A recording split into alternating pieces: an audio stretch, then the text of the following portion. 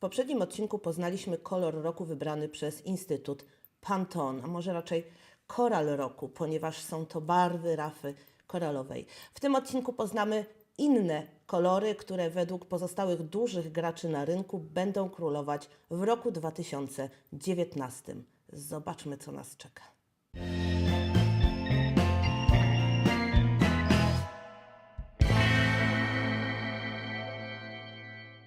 Wybór kolorów roku to decyzje, na które wszyscy czekają z zapartym tchem.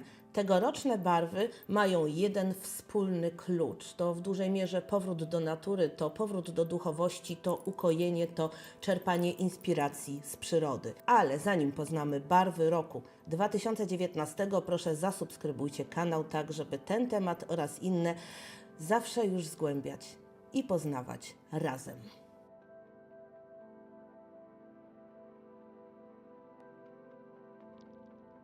Kolor kalki architektonicznej. Barwa ta ma zainspirować nas, użytkowników, do tego, żebyśmy też budowali własny świat, do tego, żebyśmy swoje marzenia przekuwali w rzeczywistość. Producent mówi, że jest to barwa cieplejsza niż jeans, ale łagodniejsza niż granatowy. To pochmurne niebo, to mgły, to tajemnica, to duchowość. Takie jest właśnie przesłanie tej barwy. Producent zaproponował do koloru Blueprint 4 różne palety. Jest paleta monochromatyczna, jest to szlachetny luksus, szczególnie z domieszką złota. Kolejną paletą są barwy ziemi. Jest tutaj nawet kolor cegły, który ma nas zainspirować taką nutką vintage.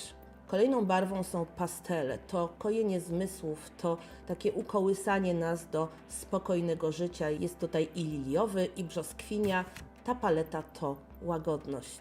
Ostatnią paletą są klejnoty ziemi. Ten zestaw ma przypominać, jakim bogactwem obdarza nas natura i jak niewyczerpanym źródłem inspiracji jest przyroda, która rodzi kamienie szlachetne o naprawdę niezwykłych barwach. Kolejną barwą jest Metropolitan. To kolor zaproponowany przez Benjamina Moore'a. To stal, ale też można ją odczytywać jako gołębi. Jest to barwa uspokajająca, jest to barwa stonowana, elegancka, ale bez zadęcia. To barwa niosąca odrobinę luksusu, ale też bardzo uniwersalna, świetnie odnajdująca się w różnych stylistykach, bo właśnie o to chodzi, żeby kolory roku nie definiowały jednego stylu, ale pozwalały żonglować barwą według własnego uznania. Dlatego też Benjamin Moore, podobnie jak inni producenci, zaproponował paletę harmonizującą z tą barwą. Jest to paleta głównie oparta na barwach neutralnych, ale są tam też takie soczyste, ciemne, mocne zielenie. To harmonia, to niuanse, to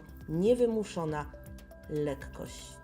Dulux zaproponował barwę o nazwie Spiced Honey, czyli miód z pieprzykiem, pełen takich ciepłych odcieni z nutką pomarańczowego. Eksperci Duluxa uzasadniają, że rok 2018 był bardzo agresywny, był niespokojny, był pełen chaosu i właśnie to karmelowe zabarwienie ma zachęcić do tego, by domy traktować jako miejsce ucieczki od zgiełku i miejsce odpoczynku. Dulux zaproponował 4 palety i są to też barwy, które mają stwarzać pomieszczenie, gdzie można na przykład się zastanowić, można pomyśleć spokojnie. Jest to paleta oparta na brązach, na szarościach, bardzo uspokajająca.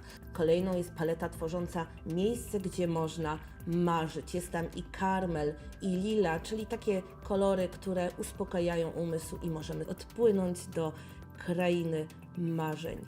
Kolejna paleta to kolory, które mają sprawić, by pomieszczenie było dobre do tego, żeby poczuć miłość, żeby kochać. Są to barwy kojarzące się z uczuciami, to czerwienie, to granat, to zielenie. I następną paletą jest ta, która ma pobudzać do działania. Ta jest najbardziej energetyczna i ta ma dawać taką nadzieję, że to, co sobie zaplanujemy, będzie można zrealizować. To paleta nadziei na dobrą przyszłość. Mieliśmy Spiced Honey, teraz mamy Spice of Life. To barwa zaproponowana przez Dan Edwards, która ma przypominać nasze korzenie, ma przypominać dawne plemienne życie, ma przypominać życie w społeczności. To barwa, która stoi w opozycji do ztechnologizowanego świata, to barwa, która zbliża. To też barwa, która nawiązuje do takich pięknych historii, jak jaskinia z Lascaux czy zachód Ameryki, aż po zdobycie Marsa. To barwa, która niesie dobrą przyszłość, ale przyszłość, którą budujemy na tym, by choć na chwilę się odwrócić i przypomnieć sobie to, co było kiedyś. Dutch Boy postawił na bardzo łagodną zieleń. To zieleń delikatna i nieco złamana, nostalgiczna. Barwa organiczna, która ma przynosić, podobnie jak inne, ukojenie, ale bardzo dobrze wygląda z mocnymi elementami. Dlatego jest to też kolejny inspirujący kolor, który z jednej strony przynosi spokój, a z drugiej odnowę umysłu, dzięki której będzie można wpadać na nowe, świetne pomysły.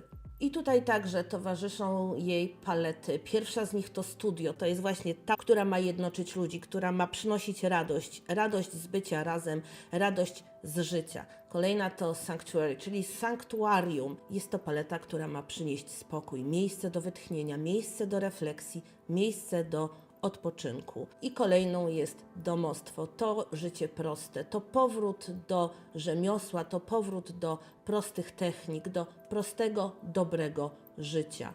I kolejna barwa, chyba moja ulubiona z całej tej kolekcji, ale jeszcze nie ostatnia, to Night Watch, Nocna Straż, zaproponowana przez PPG. Jest to barwa lasu o zmroku. Coś wspaniałego. Jest to głęboka, nasycona, bardzo tajemnicza zieleń. Tak jak tutaj za mną. Night Watch ma uleczać poprzez kolor, ma symbolizować potęgę natury, ma symbolizować siłę, którą możemy czerpać z przyrody. Eksperci PPG uzasadniają, że właśnie taka barwa przynosi ten spokój, którego teraz pragniemy bardziej niż zwykle. To kolejne podkreślenie tego, że mijający rok był bardzo niespokojny, bardzo chaotyczny, bardzo wiele się działo, więc najlepiej teraz uciec w las, w swój własny domowy las i tam odpocząć. I jednocześnie producent radzi, by ten kolor stosować na mniejszych powierzchniach, to znaczy nie malować nim całego pomieszczenia, a stosować na elementach bądź na ścianach, które mają być uwydatniane. I co ciekawe, najlepiej w takich pomieszczeniach, których okna nie wychodzą na las, właśnie po to, żeby samemu sobie stworzyć oazę spokoju.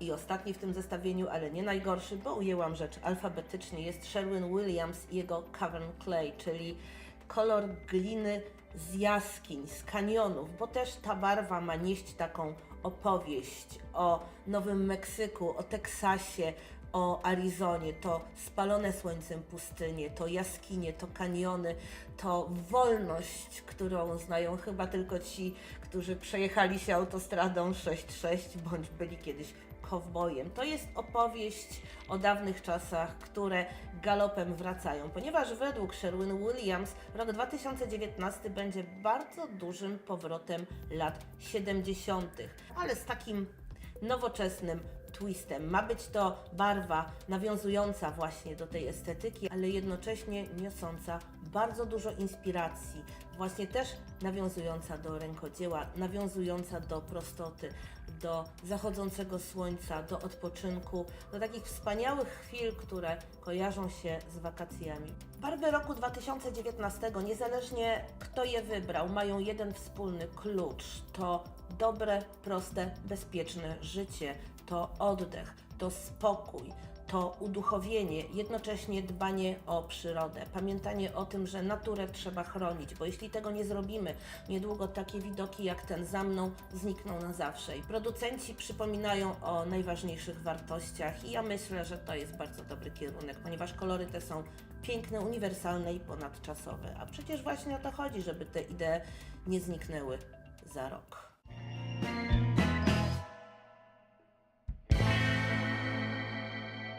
Jeśli spodobał Wam się ten film, proszę naciśnijcie lubię to, zostawcie komentarz, piszcie do mnie mail, ale też proszę zasubskrybujcie kanał. Chociażby po to, żeby pozostać w duchu kolorów roku 2019, żeby zjednoczyć siły i razem odkrywać ten piękny świat. Aha, i razem go ratować. Do zobaczenia w kolejnym odcinku.